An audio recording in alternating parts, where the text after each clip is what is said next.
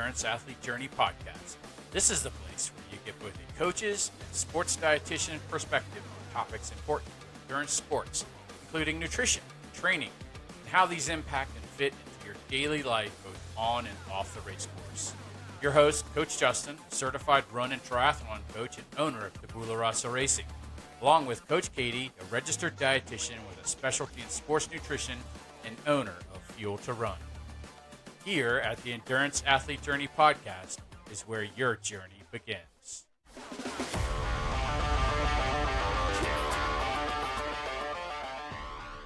Welcome, everyone, to episode 34 of the Endurance Athlete Journey podcast. I'm your host, Coach Justin. Today, we're going to be bringing you our first installment of a new series that we've put together. It's called the Endurance Athlete Journey Athlete Stories. In this series, we'll spotlight other athletes, and they will come onto the podcast, and they will share their stories with you. So today, we're going to bring you our interview with Chris Bonts, who is a senior pastor at Middleburg Baptist Church in Florida, and he will be talking about his story as an endurance athlete as well as a bariatric endurance athlete.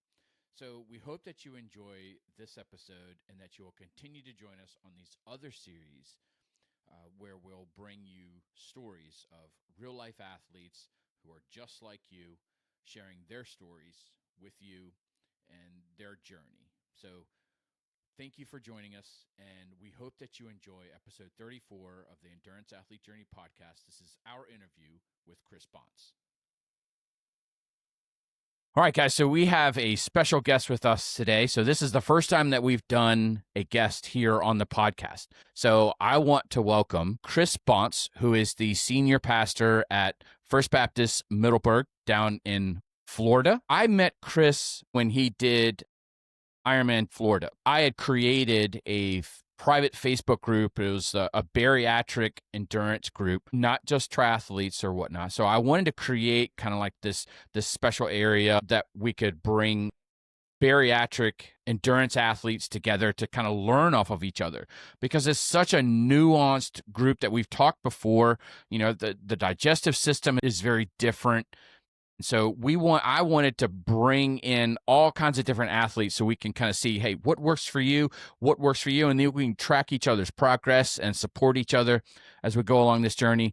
So Chris is one of the founding members. When I created this group, I hadn't even had the chance to meet Chris, and I drove all the way from Virginia down to Florida to meet him and another athlete that we had in the group, and just for me to try and go down there and help them. But I want to welcome Chris. So I want Chris to share his story, and I'm gonna stop on the introduction right there. So this is Chris Bonts from Florida. Welcome to the podcast, Chris. Thanks, guys. Thanks for having me. I appreciate all the work you guys are doing, and had a little bit of work with Coach Katie, and she actually helped me a bunch with my nutrition, and hoping to reconnect with her here in the coming weeks and get the ball rolling, because that's a very important part of the endurance athlete journey, and an area where I've got a lot of room for improvement. Just a little bit about my story. So I was an ectomorph growing up. I mean, I was 6'2", 160 pounds when I graduated high school. Couldn't keep weight on. Was an athlete in high school. Got married, had a kid, bought a house when I was 19, got married young, kids young, called to ministry. So I didn't start college till I was 25. So when I went to college, I was going to school full time, serving churches full time, both are very sedentary lifestyles. And I was raising one kid and then two. So I'm coaching baseball. I'm sleeping 4 hours a night. I'm living off junk food just to get enough energy to get through the day. And, real simple formula: an extra 100 calories a day translates to 10 pounds of weight gain a year. And at least that's what I've read, and I believe it. And so I gained about 10 to 12 pounds a year. And I spent 12 years in school, went all the way through, got my PhD.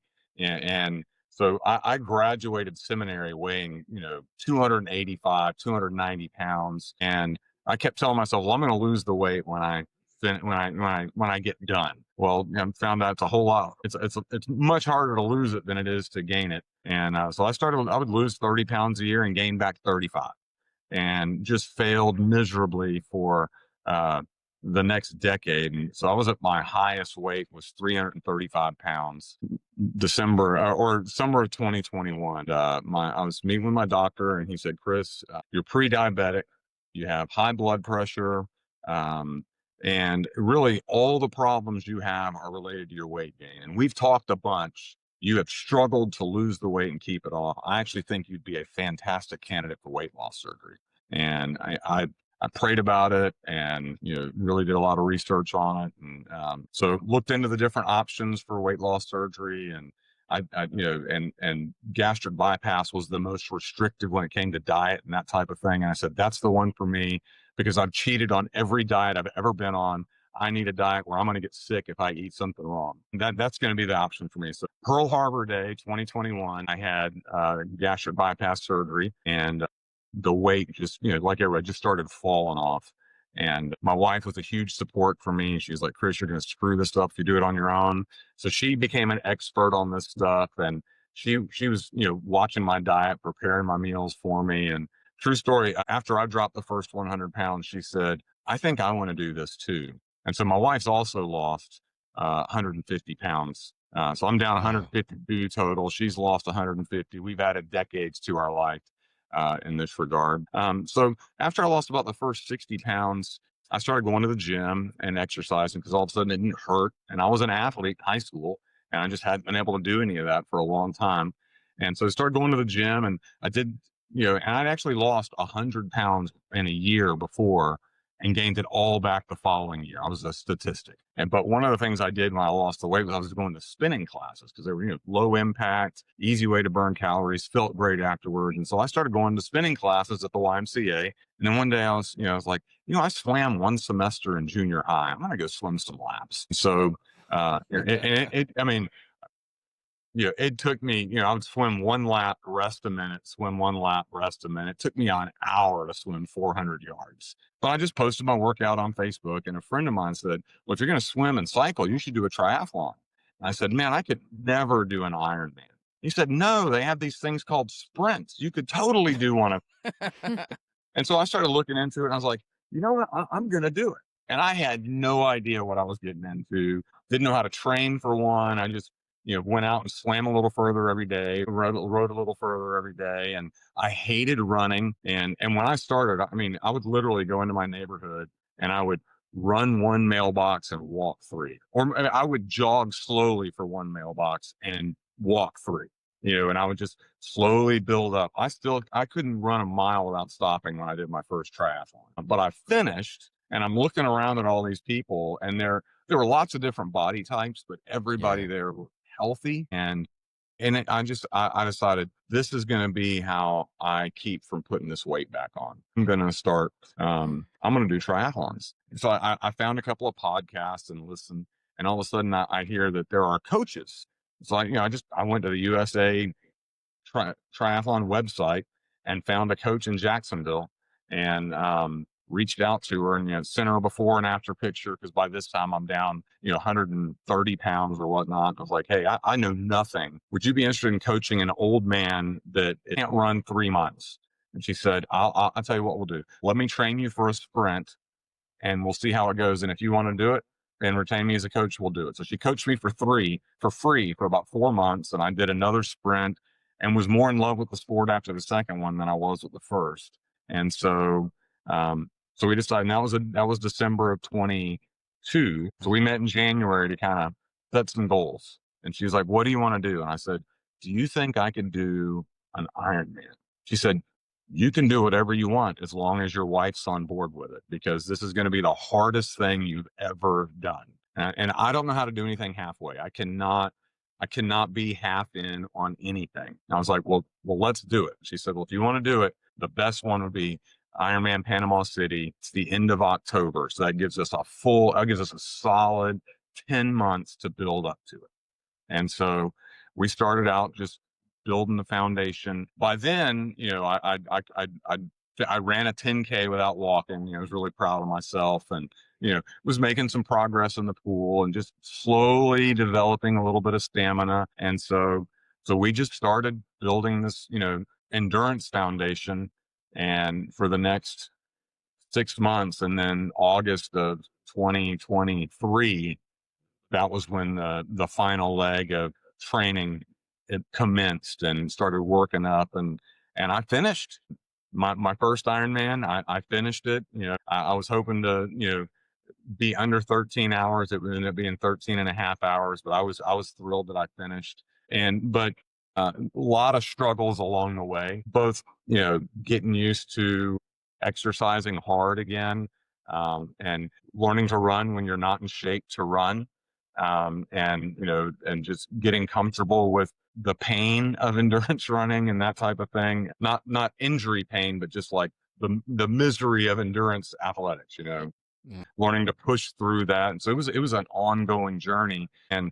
But that was nothing compared to, and I had tons of support. My wife she does not do any endurance sports. She is very disciplined with her diet. She's my Sherpa. She goes to all my events, loves it, but she has no interest in running a 5K. Every once in a while, she'll go walk one. And so I'll run the 5K, get to the finish line, run back, find her, grab her by the hand, and make sure she's not last.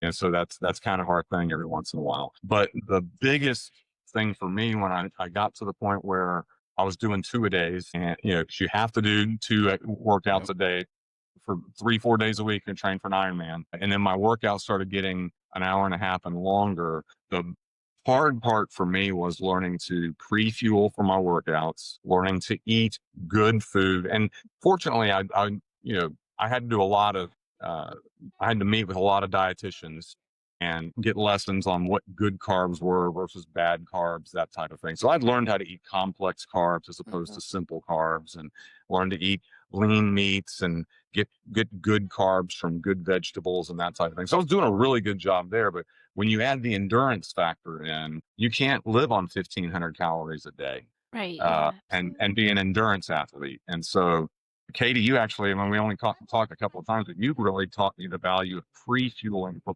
workouts. Right. Um, I was and going to eating, ask you too, like, I feel like when we did our first, talk, or Justin and I kind of did like an intro, podcast where we talked a little bit about this, but I'm curious, like, what your experience was like, because you were saying you were talking to other dietitians. Were they like bariatric specific? yeah. So Yeah.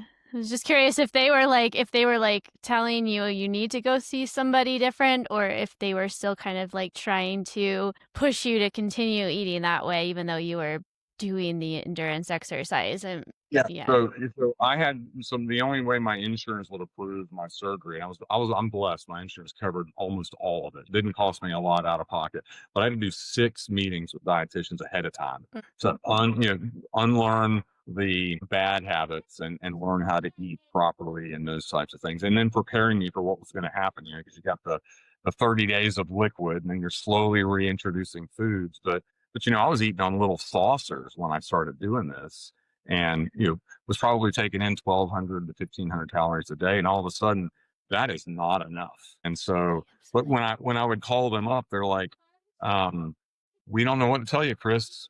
As far as you're kind of a unicorn. We don't have a lot of bariatric athletes that come back and say they want to train for an Ironman. And so I really was in uncharted territory. And I would talk to other athletes, and they would talk about the things that they ate and whatnot. And I couldn't eat those things because I would get sick. Right. And so it was a lot of hit and miss, a lot of trying things that didn't work. But I gradually got into this. I learned that good old fashioned oatmeal, about an hour and a half before my workout, was really good. And so, there were lots of times if I had a run scheduled for 5:30, get up and eat breakfast at 4, go back to bed, and then get up, Oh, put my wow, shoes on, and go out for a run, and then Right. protein afterwards. Yeah, I don't know if I'd be able to get up and eat and then go And then try back and to go back bed. to bed. And then Oh. try to. Usually by then I'm like, I'm awake. I'm Yeah, ready.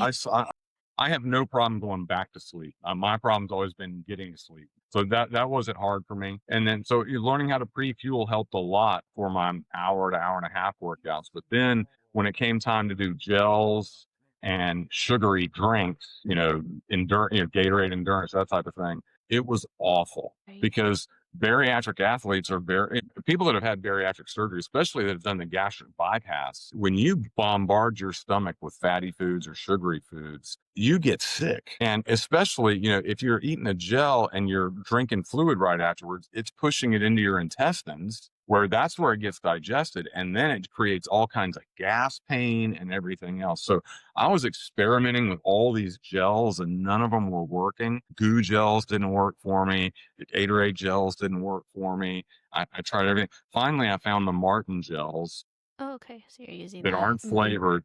Those work great for me. And they're designed so you don't have to take fluid right on top of them. And so I found that those worked really well, but there was a lot of gut training involved.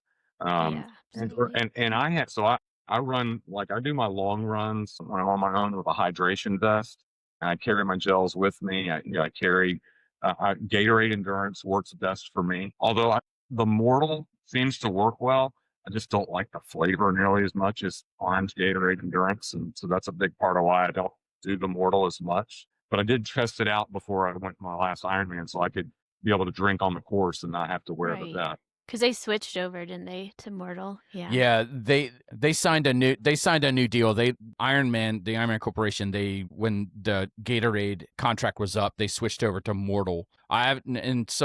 Yeah, when you're training for a big race like that, it's important to kind of do the due diligence to find out what they're going to be serving on the course so that you can spend that time during training trying to train your gut just to figure out if those products are going to work for you. If they're not going to work for you, then you have additional logistics that you have to try and figure out and manage because you can't grab anything that's on course. So Chris did it right. I mean, he went through the process to figure out what they were having on course and then trained with those products to see if it worked for him. And it was so important for him to do that specifically because of the way his digestive system had been altered as a result of the surgery. So you don't want to wait till race day to be like, no, yes. Most people don't.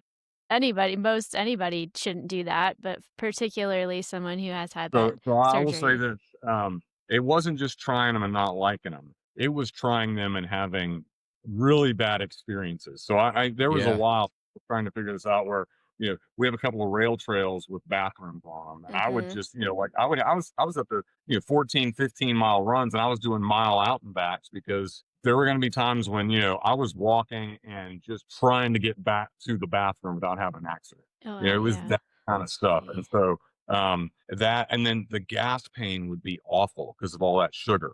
And so for me, I got to run with Gas-X, and every hour I'm popping a Gas-X tablet just to keep that anti-gas medicine in my system.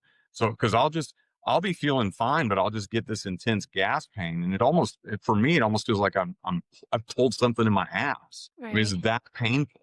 And so for me, it was experimenting with the gels and then experimenting with the drinks that would work best for me. And then I just figured out for me, Gas-X works great. Do you experience like that type of gas symptom? Like, I know we're talking about GI stuff, but that's kind of part of this, isn't it? Like, it's kind of what every runner experiences, but especially when you're dealing with the surgeries and the trying to get that right. I guess my question is, like, outside of like the training, does that happen when you eat certain foods, or is it only while you're taking them? If I'm, and to this day, if I eat, and the sad part is because I do so much workout, it's a little easier for me to cheat on my diet from time to time, and I will absolutely pay for it. It's like, hey, I'm going to eat this and see if it doesn't hurt my stomach this time, even though it did the last 15 times I ate it. Right? We all kind of do that.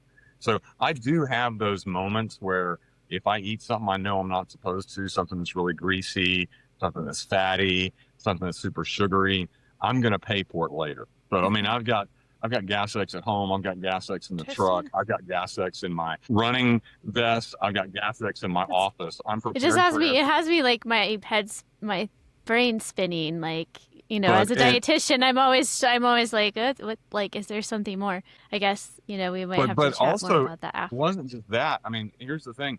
So I knew the Gas-X trick going into my Ironman, right? But here's the thing, regular athletes have GI issues on race day. Well, when I got to mile 6 of the marathon, I'd been ingesting sugary gels every 30 minutes or, so I had one before the swim, one when I got out of the water, and then every 30 minutes for my 6-hour bike ride. And then, every 30 minutes on the run, because I'm trying to take in 100 carbs an hour. And on top of that, I'm down in Gatorade Endurance. And so mile 6, I spent, and so I'm using, every athlete deals with it. I spent 5 minutes in the porta potty. And then I had to stop at every porta potty for the next 18 miles. It was awful. But I wasn't going to stop at that point. But it was that was a lot of sugar. Now I did not, just did IM 70.3 Augusta and didn't have any gastric issues. But that was just a half. So I'm doing IM Jacksonville next May, and I'm preparing for that. I'm hoping my gut will be a little trained, but I didn't have the gut issues. It was just I'd taken in so much sugar that day that It can be my body a was just, challenge. lots of runners get diarrhea, and that happened to me. And so even with training your gut, you're gonna have some issues, but you absolutely have to do the work ahead of time to figure out where Yeah, what absolutely. works for you. I think that's a hard part too, because you mentioned like the half you were kind of okay, but it's so hard to know. Sometimes you can do a lot of prep ahead of time, but that, full Ironman, most people aren't doing that sort of in their training, Yeah, that sort of nobody's work. doing a 13.5-hour Yeah. workout. So it is a little bit of it can get, tricky, especially if somebody's doing it for their first time. I think you might have to kind of expect there might be some bathroom visits. And then over time, after you do more and more, maybe you get more, you dial it in a little better, but And so for it's me, hard. Yeah. yeah, and I started with the full before I've since done 2 halves, and so we've just figured out, next time, in the future, I'm going to have to get some of my carbs on the run from pretzels and Yeah, that's Martin's probably good. really good bar that's not as Solid, sugar, maybe. Yeah. and Like, so or like more solids on the bike, yeah, and because you so have to yeah, so think, we yeah, the gut is also being shaken around. There's a lot of things happening when you're running, like right. the bouncing around, the gut is a little bit, it's just easier, especially as we first start in the exercise to eat. And then the longer we go, the more we tend to have gut issues because the blood flow is reduced and it just takes its toll after hours of, running or Yeah, you're biking. absolutely right. So yeah, so for me, it was a matter of getting more solids on the bike that Hmm. would be digested a little slowly, getting into my system. Because a regular athlete's stomach with the reduced blood flow, things get smaller and they're not digesting it nearly as quickly. So and I don't know what kind of studies have been done on a gastric bypass patient, but my stomach is, smaller than my fist. I'll And tell you, there hasn't been very many in endurance athletes, because there's. But yeah, so there's a lot of trial and error, but you kind of get into it where you're like, okay, some days are going to be bad just because my body has decided it's not processing this food the way you want it to today. But I find that the longer I do this, I'm kind of in, year 4 now. The longer I do this, the better I'm getting at it. And my body is being trained to handle those things. So I rarely have issues with the gels. And I do spend a little more for the Martin gels because they work. They are definitely not the cheapest option. Although if you're signed up for an Ironman, you get 20% off on the price if you order from Do their they have website. those out on the course too for the Ironman? Yeah. So Yeah, Ironman so gives them you away. at least wouldn't have to. I've been so tempted. They're so expensive to run with a garbage bag and just scrape them off the last table and Like, take. stuff them in Um, your pants. exactly. Like, I know So, they are. I have tried them and they are. I have bought some and they are expensive. so yeah, for Yeah. me, it's been just going back to my journey. It's been, they talk about, some people talk about the 3 disciplines of triathlon, and some people talk about the 4. So you got swimming, biking, running, and nutrition. For me, I've discovered that it's 5 because rest and sleep, I will undermine my training big time by not paying attention to my sleep habits. And so that's as big a part as everything else. I think even more so because we're limited in how we're able to take in calories. We don't have as much room to undermine our training with poor sleep habits and that type of thing. So I've really tried to That's a good, begin interesting thinking about perspective. Yeah. 5 the 5 disciplines of triathlon. But I love it, And it's been great for me. This is helping me not become a statistic and helping me motivate other people. Yeah, I guess I'm curious too. Like, I wanted to go back just because it sounds like you did the sprint and then you did another sprint, and then you decided, like, okay, I'm going to go to do an Ironman. There wasn't like a lot, like, so what was that? What was the thought process there? Because I mean, most people, including myself, like when I did triathlon, it was kind of like, I'm going to do, well, I did it in college. So it was like Olympic distance was what we ran, but I wasn't like immediately like, I'm going to do an Ironman at all. So I'm curious, like, what was it? It's my personality type. I mean, so like when I left for Bible college, I mean, you can be a pastor without a graduate degree. I knew my first week of Bible college, even though I was 25 when I started, I knew I was getting a PhD because that was the terminal degree. And, you know, I don't know how to do anything halfway. And so when I started looking into Ironman, I was like, the 140.6 is the terminal degree. I'm starting with that one. Because I had to do something big that would force me to be all in.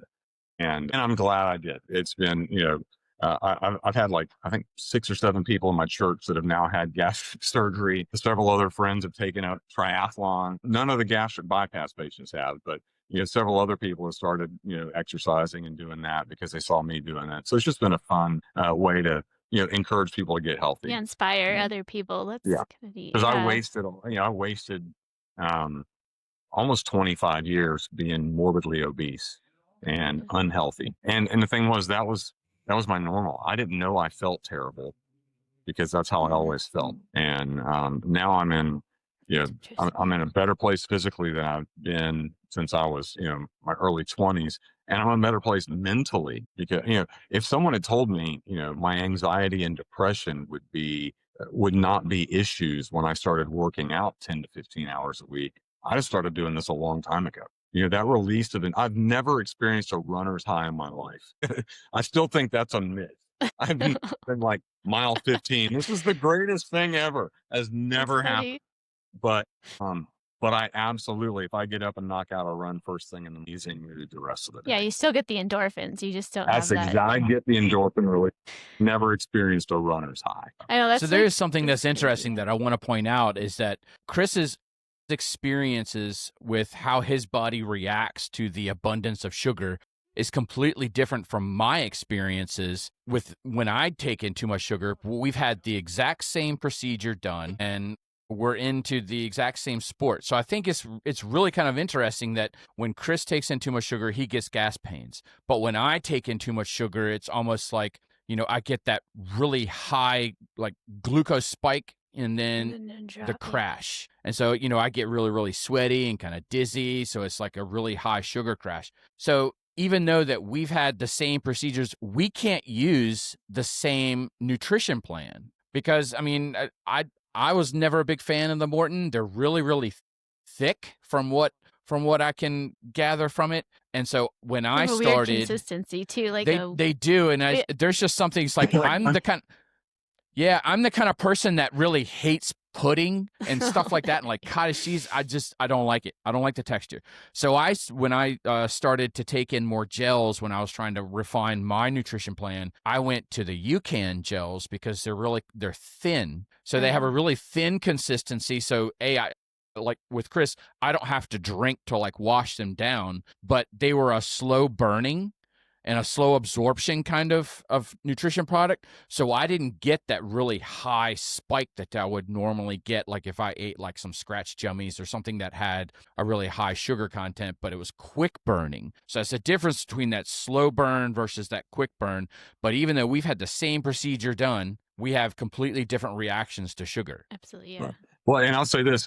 I'm like that every other time of the day. If I eat simple sugars for breakfast and I'm not immediately working out, my blood sugar will drop precipitously 2 hours later. And I'm like, I've got to get more sugar just to level it out. And it just I end up, this snowball effect. And so I have to like you're just chasing that all day sugar. Yeah. But for some reason, when I'm running or on the bike, I don't have that issue.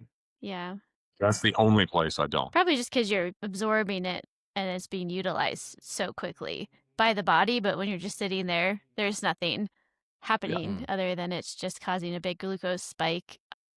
Yeah. That should be a topic all in its own. It's like what's happening with blood sugar. Right. With the Yeah. post surgery, it's something I've seen time and time again. Mhm. Is a common thing, but I do find it fascinating. I mean, I'm talking with both of you and then other people that I've worked with. It is so individual. Like everybody I've worked with has, yeah, there's some similarities, but there is a lot of like differences in what people will tolerate. And I do think that's important to mention because, there's no like cookie cutter, like this is how you would fuel exactly for everyone, post surgery. So it's just something to I think it's just an important thing that Justin brought up too.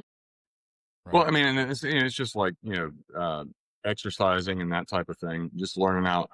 When I started running after, and this took almost a year before it stopped, I would get this thing called the xiphoid. It's in the upper part, right below your diaphragm, the Uh-huh. xiphoid.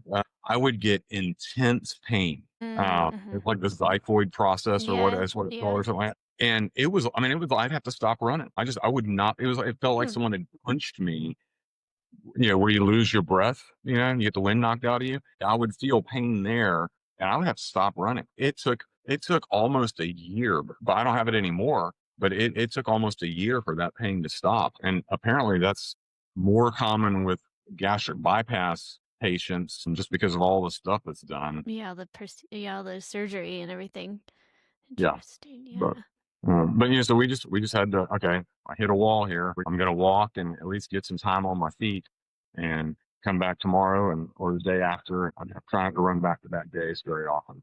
And just process that. I will say this, the good part of, you know, the one positive for me not exercising for 25 plus years is I'm still setting PRs at 53. You That know, is yeah, that's a nice yeah. bonus. I texted Justin earlier today. I was like, "Hey man, I set a PR last night at this 5K downtown corporate run. Nobody my age is setting PRs for their 5K. You know, so all the guys that I was running with are like, yeah, I'm not setting any PRs. This might be the fastest time this year, and I'm like, this was my best time ever. That's great. So it's super That's motivating in true. that regard. Yeah, yeah.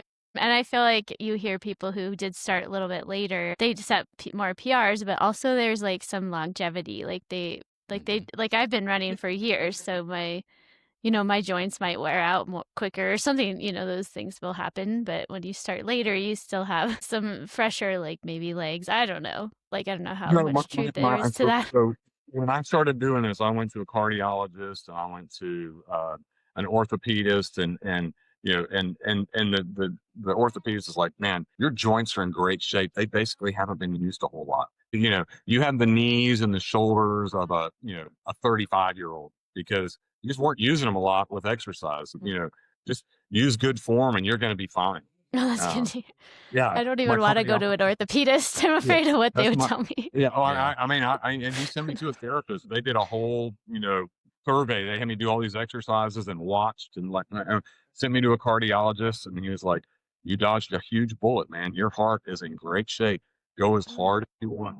You know, That's great that you went to all those specialists, though. I think that's also something, maybe worth like I'm glad you mentioned that. I think it's just something worth mentioning. Is it maybe good for people in general, but maybe after having the surgery also to check in with especially if there's a heart history or other joint concerns and things like that, to go to a specialist and maybe just make sure the heart's okay, the joints are yeah, okay. Although I do think you have to be a little bit careful because you'll find those like orthopedic people who are going to be like, running's bad, don't do it, Yeah.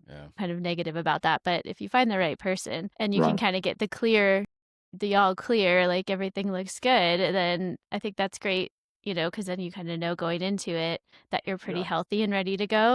Or at least get some blood work done, check your cholesterol, maybe a stress test. I don't know, but Well, and I having think that's a a good coach point. is huge. Um, I would have absolutely having a coach, and not everybody can, has the budget to do that. But I did hire a coach that was a very accomplished triathlete, and she has protected me from myself. We don't set PRs in practice.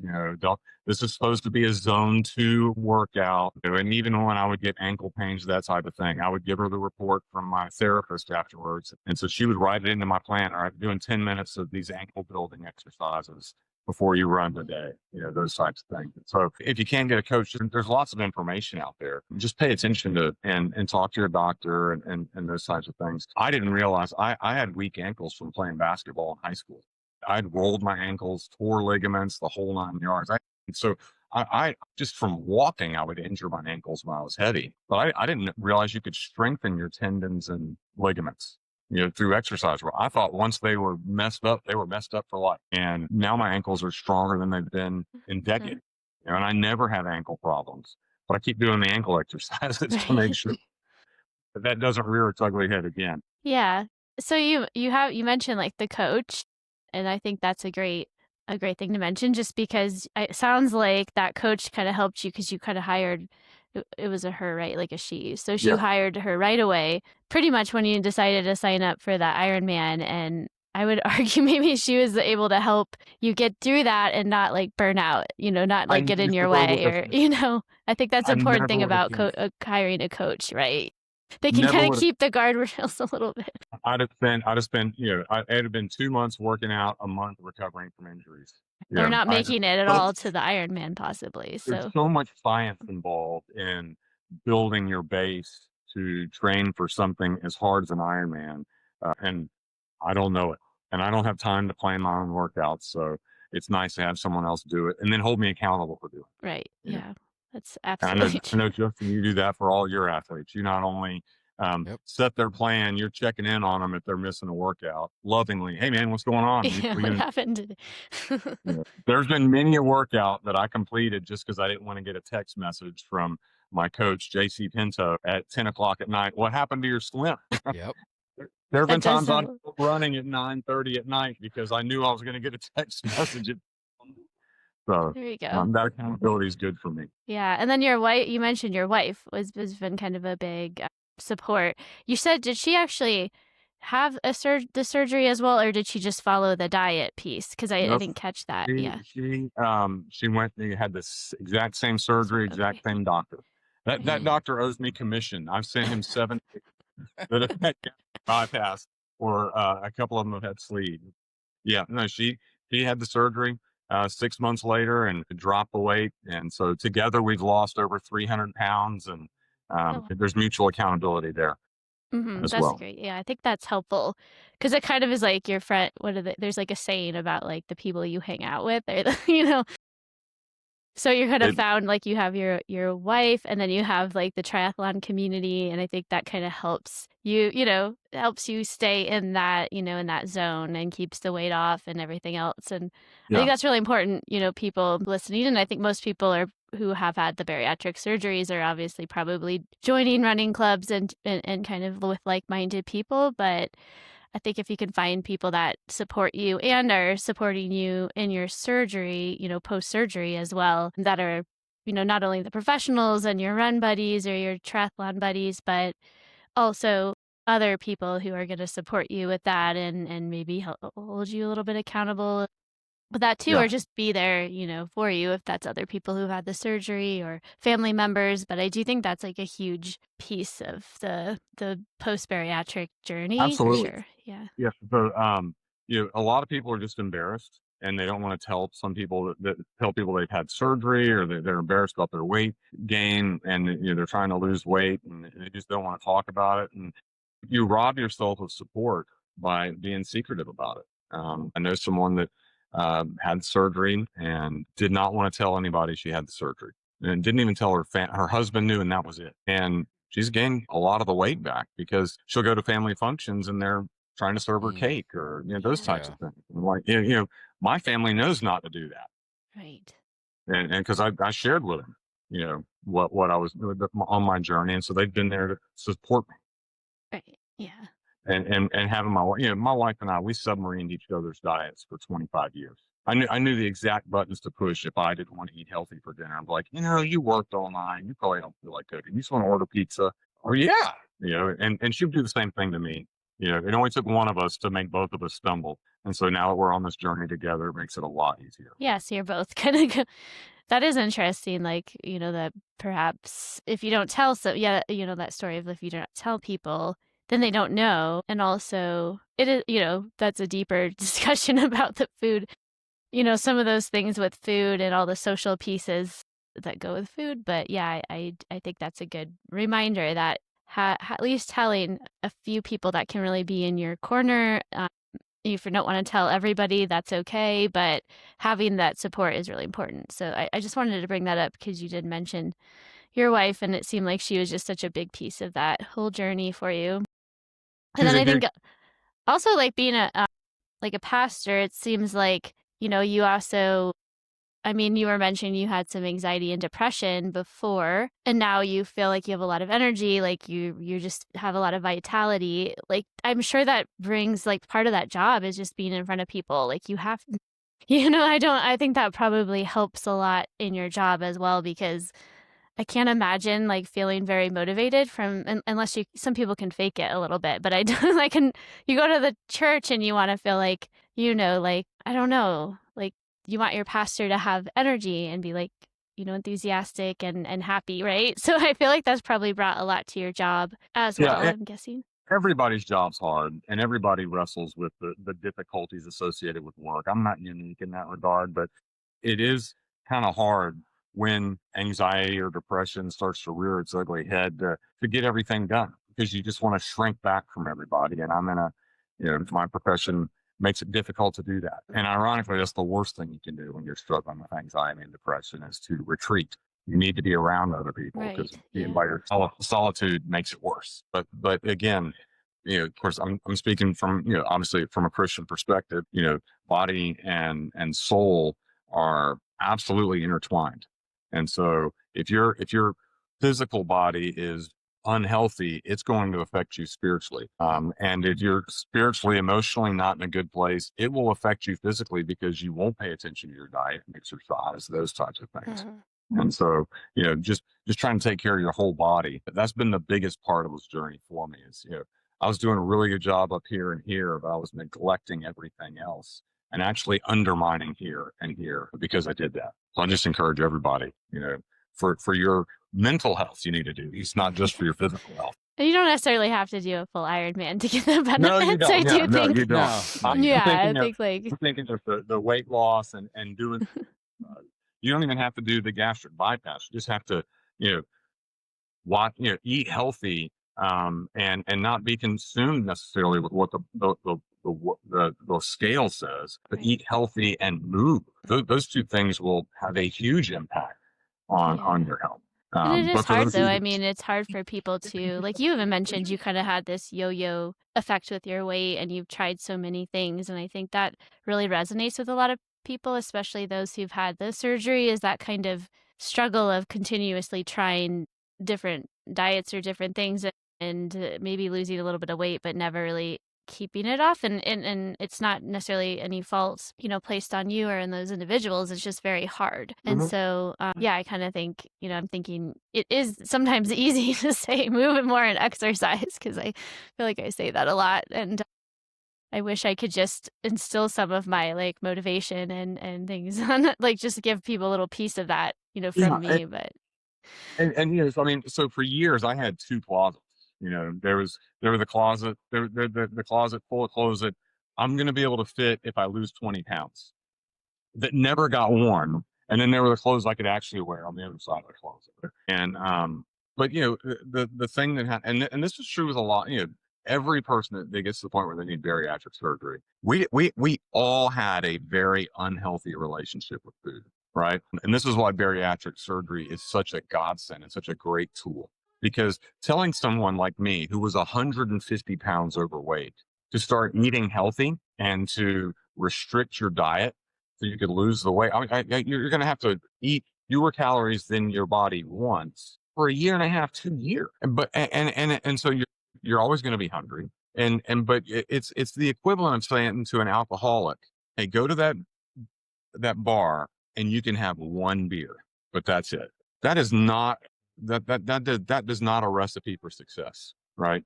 But nobody gets as morbidly obese as I was without having a very unhealthy relationship with food. And that's why the gastric bypass surgery was such a godsend for me. It was a tool that just allowed me to take control of my life. And then once I lost the weight, I was bound and determined I didn't want to become a statistic. And here's the good thing about, training for Ironman. I got an extra 1,000 calories a day in the bank. It's much easier to it's much easier to stay under my caloric needs for the day if I'm working out 10 to 15 I think hours. that's true for everybody because I'm like, I've been so active most of my life and, kind of always because I've been active forever. I mean, there's been only a few times I haven't been. I feel like that's probably what's been the biggest thing in helping me be able to stay, leaner and not have, weight gain. Like obviously also being a dietitian has helped me because I have the knowledge, but you can have the knowledge and not do it, but I do think, that helps. Person has the knowledge. Exercise is nice because you have that little extra calorie in the bank that, hopefully you're eating healthy, but you might have a little wiggle room. But yeah, absolutely. One of the things that Chris said that I'm really glad that he did is he described the surgery as a tool. Now, if you have the surgery and you gain this tool, you have to learn how to use the tool. So it's not good enough just to have the surgery and then not know how to use it effectively to get you where you want to go. I would argue that probably most of the people that don't learn how to use their surgery are the statistics. They're the ones that end up gaining the weight back and they have the revisions and then they have to go in and have second surgeries and everything else because they never learn how to effectively use what they've been given.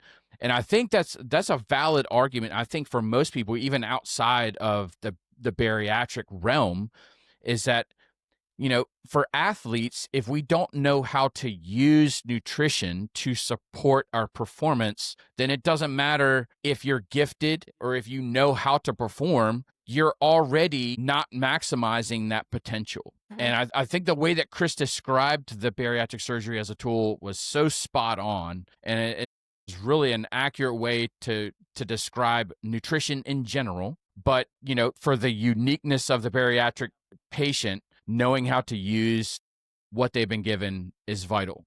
And sometimes it's really hard for us to do it on our own because there's so much information out there. And there's an emotional component that I think that I really like how Chris said that was that, you can tell the alcoholic to go into the bar and only have one drink. It's not going to be a successful scenario, just like Chris said. But I want to caveat that with saying is that, but alcohol is an option for most. You can just not drink. We can't just not eat. Exactly. And so people that have this unhealthy relationship with food, it's so easy for somebody to say, yeah, calories in, calories out. You're just going to have to eat less than what you want, but there's more to it than that. Because food it's life-sustaining. Alcohol isn't life-sustaining. Drugs aren't sustaining. But even though I would say the addiction is probably very similar, but the way that that addiction interacts and intertwines into our lives is very, very different. Yeah. It's hard. Yeah, I think that's where it gets challenging for people is how do you outside the tool of the surgery, but you're still going to have all of those same things, in your life potentially, like the social engagements and the, I don't know, there'll be other things that kind of come up. And I guess that's true for somebody who's drinking. There's going to be things like that you might have to navigate. But I think it is just knowing how to use that tool effectively and knowing that it is a tool and it isn't going to solve it's not just having the surgery alone is the only thing you have to do. Right. There's a lot of hard work that happens afterwards. And then also, it's not the easy way out. Yeah, it's not the easy way out from everyone I've talked to. I've never gathered that. And I know when I was doing the surgery consults, oftentimes I would get the feeling that somebody kind of felt this way. And I would say, it is not going to be easy. This is going to be hard after. It's not the easy way out. I don't know how much they believe me or not, but, so I do think that's important to mention. And then also so that's not and then you decide to take also another hard, you're adding on the Ironman, which kind of, the fueling and all of that piece. And now you're sort of meshing together this post-bariatric diet and then this fueling for your Ironman. And there's a lot of conflict, in those two recommendations. Like you kind of have this one, bariatric dietitian saying don't have sugar, and now you kind of have to have it as part of the training. And I know that's also hard, kind of post-surgery for people who are engaging in endurance sports. Did you find like that was a real like struggle for you to okay, like to have the sugar, or were you just kind of like, I know I need this for fueling, or was there any sort of struggles there? It only took bonking a couple of times to Right. decide, okay, I'm going to have to figure this out. And we're just going to, and listen, I didn't know to run close to bathrooms the first time I did. So I was very thankful there were trail runs, there were woods nearby. Oh, I've been out there when there's no bathroom. It happens to me too. I haven't had the surgery, so it's a common Some problem. of my favorite skirts are buried along my favorite running trail because I had to stop, it may be too much information. But yeah, I just, you just get to the point where you when you bonk, you're like, okay, I don't want to do this again, because if you bonk 8 miles from your car, and you have nothing to eat, you're in trouble. Yes. It's not a pleasant experience. No. There were a couple of times I was on bike rides and I just had to pull over to the side of the road and call my wife. And I'm like, hey, I need you to get in the truck and I'm 30 miles away. Can you come get me? Because I'm not making it back. Or I've had to call her on long runs. I had an Apple Watch, thankfully. I was able to go, you got to come get me. So, it is what it is. But, and again, every athlete's different. What works for me and what works for Justin may not work for you, but it might. So I would absolutely talk to other. You don't have to travel this road by yourself, but just keep experimenting, and you'll figure it out. Just take good notes when you do, and run things by coach, and you'll get there. And maybe hire a dietitian who knows. That is a problem too. There aren't a lot of individuals out there who kind of have both specialties. So I'm not like tooting my own horn here, but I'm just. But this is why I gave your number to Justin back when we were talking. I was like, dude, I've been trying to find a dietitian, and I'm talking to her, and she's like, well, I've worked with hundreds of bariatric patients before I started doing this, and I'm like, this is the one. I told my like, we got to hire her, and I was like, Justin, you got to talk to her. She knows us, and so yeah, you're even a bigger unicorn than we are. I don't know. I feel like maybe that's true because I've done some of my own searches and I'm like, it's hard. And I probably should put more out there on the internet, that I do that, but I'll have to do that. Yeah. And I tried to talk to the dietitians that trained me before the surgery just to prepare for this life change. I called them up. Hey, what do you think about this? And their response was, you just need to keep eating on the saucer and small portions, and you don't need to be up in your caloric intake. And they just turn their nose up at the possibility of me eating one of those sugary gels. They didn't have the room to process the questions I was asking. So you really are. Experience a lot of people have, I think, is from what I can tell when I talk to people who do find me, they're like, I tried talking, and nothing against I think the bariatric dietitians do a very good job at what they're doing, and they really are trying to keep people, using that tool, right? And like keeping on path. Mm-hmm. And it is a little bit out of their wheelhouse when they get somebody that's so active. And so it's just like we all have some specialties, and sometimes, that's what they're doing. But so they're not the, I mean, I know some people who do the bariatric diet, diet consults and working with those individuals post-surgery, and they do a fantastic job. Those individuals are not usually skilled in also like sports nutrition because they're not also doing that. And so it's just important to keep that in mind, I think that's a very common experience people have. Mm-hmm. I mean, I didn't know anything about endurance sports when I started. People don't just go and start reading up on endurance sports. So they just, that wasn't in their wheelhouse, and there weren't a whole lot of, they're just trying to get their bariatric patients to eat healthy and to keep the weight off and be just, a positive, habit. The last thing they want to do is encourage them to eat something sugary or, that type of thing. Yeah. So there wasn't a channel on their soundboard to handle those extra questions. Right. So you're a godsend in that regard. And even the month we worked together previously helped me immensely. So I'm looking forward to reconnecting and really taking my nutrition to the next. Yeah, me too. Yeah. Well, I do have to head out in a couple minutes. So yeah, so I don't know if there's you want to keep talking with Yeah, there's one thing that I want Okay. to ask Chris, and then we'll just kind of wrap this up. So, Okay, Chris, sure. if you come across somebody who was in your position when you first started, hey, I've had bariatric surgery, I'm trying to be more active, I have an interest in triathlon, what is something that you would tell them that would encourage them or share some advice to help them get started on their journey? What would you find to be one of the key things that you've learned from your journey? It's the old adage, Rome wasn't built in a day.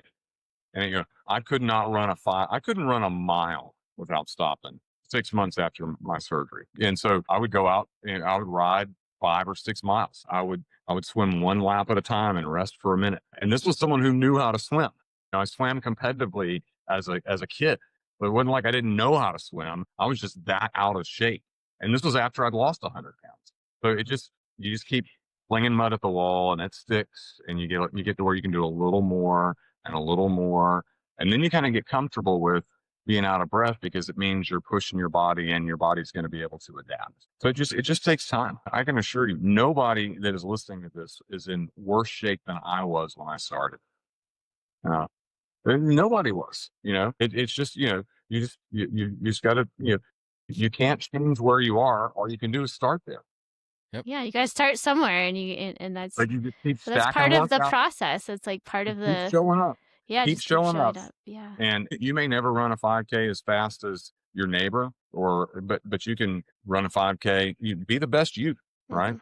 And you may never finish a triathlon, but if you're out there trying, you're doing 10 times more than the person that's staying home watching TV. It's true. Yeah. Yeah. So even the person that doesn't finish, and I got a friend that she keeps trying to finish an Ironman and they keep pulling her off the course. And she just keeps showing up to the starting line, right? She's like, I'm gonna finish one of these. And she's an inspiration to me. Yeah. She's a bariatric patient. She's an inspiration to me because she keeps showing up. Yeah. And she is 10 times healthier and happier than if she wasn't doing that. Mhm. And I'm just, someone who's just getting started, just enjoy the process. Get out and have some fun. And you're going to meet tons of people that are going to be super motivated by you showing up. I talk to people that haven't had this surgery and I start sharing my story and they're like, that's amazing. And I walk away from there like, yeah, I am pretty amazing. Yeah. I like doing You, this. you don't know it until, It's until you an talk to other encouragement. people, because Yeah. you're just doing your thing, and then Yeah. Yeah. Well, it was great having you on, Chris, Yeah. and like Thanks. chatting with you. And I remember you telling me a little bit of your story when we first worked together, but it was great to hear it again and kind of a little more details. Yeah. This has been fantastic. And by the way, I'm easy to find on social media. If anybody's watching this and you want to talk or swap stories, I love to talk about What's your triathlon. like Instagram or what? You can So say it I'm just Chris Bonts on Facebook. on Facebook. If Okay. you message me on Instagram, it might be months before I respond. Oh, okay. So Chris Bonts, Facebook's the way to go. Yeah. Facebook is the way to go for me. Right. Awesome. I can only handle one social media account at a time, or Strava. You want to look at really poor workout results, you can follow me on Strava. And so that's a good way to, if you want to feel fast, go and look at all my runs on Strava. All right. Well, thank you so much, Chris, for joining in. I really appreciate it. And one of the things that I'm going to do is, in the show notes, I'm going to put the name of the bariatric Facebook group that we have out there that Chris is a member of, and, a number of other of us, that are endurance athletes that are bariatric patients, as well, as just a way for you to find that support system. Because Chris made such a crucial point that I want to reiterate, is that the support is key. Without the support, it's so much harder for you to accomplish what it is that you're trying to do. Losing weight is hard. Becoming, athlete, an endurance athlete, is hard. And you're trying to do both of those things at the same time. The support is so important and it's so crucial to your success. And so I really want to make sure that it's easier for people to find us. But yeah, Chris, I'll make sure to have your name in the show notes, and we'll have any kind of social media links there for others to find you. Mhm. But thank you, Chris, for joining us and for sharing your story. It's truly an inspiration. Well, Thank you very much, man. Thank you. We'll talk to y'all later. Have a great evening. Yeah. All right, guys. Thank you. Thank you guys for joining us on episode 34 of the Endurance Athlete Journey podcast. I want to encourage you to leave us a review. If you are enjoying the content, that we're producing. Wherever it is that you're listening, please leave us a review and comment there. That will help us with some context so that we can see how we're doing. We also have the Endurance Athlete Journey podcast group on Facebook, so feel free to join that group as well. That will allow us to build out a community of other endurance athletes where we can learn and support each other, and it'd be a great place for you guys to reach out and interact with us directly. You can suggest other episodes, other content, other topics that you would like to have us discuss, and eventually get to a point where we can open up some Q&A. For all things coaching related, if you'd like to reach out to Coach Katie, she's at fuel2run.com, and I am at tabularosoracing.com. I do run coaching and multi-sport coaching. Katie does run coaching and nutrition coaching for all sports. Feel free to reach out to us if you have questions, if we can help in any way. But again, thank you guys for joining us with episode 34 of the Endurance Athlete Journey podcast. I'm your host, Coach Justin, and we look forward to talking with you again soon. See you next week.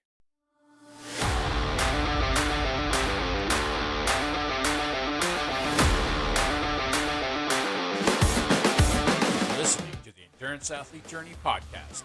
Like and follow us on Facebook and Instagram. Subscribe to the podcast on iTunes, Spotify, and YouTube. Feel free to leave us up to a 5-star review on iTunes and Spotify, because leaving a review really helps others like you find us. Visit the podcast website for other episodes of the Endurance Athlete Journey podcast at enduranceathletejourney.buzzsprout.com. Have questions or comments about the podcast? Send Coach Justin and Katie an email at theenduranceathletejourney@gmail.com.